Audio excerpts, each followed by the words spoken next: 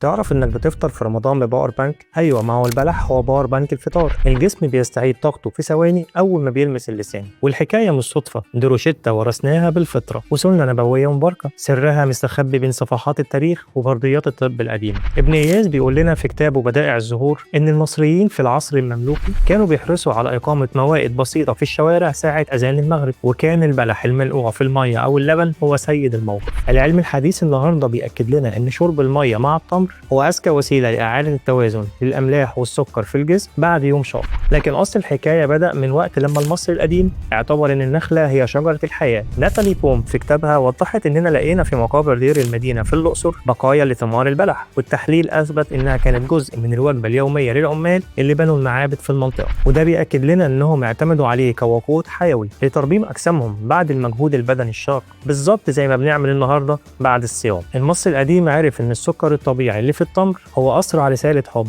ممكن تتبعت للمخ والمعدة علشان يرجعوا يشتغلوا تاني. من نخيل النيل اللي رسموا أجدادنا على المعابد لحد طبق التمر اللي بيجمعنا النهارده، احنا بنفطر بمنطق وعلم عمره آلاف السنين. قولوا لنا بقى ايه نوع البلح اللي بتحبوا تكسروا صيامكم بيه؟ شاركونا في التعليقات واستنونا في حكاية جديدة من أصلها ايه مع بتوع الآثار.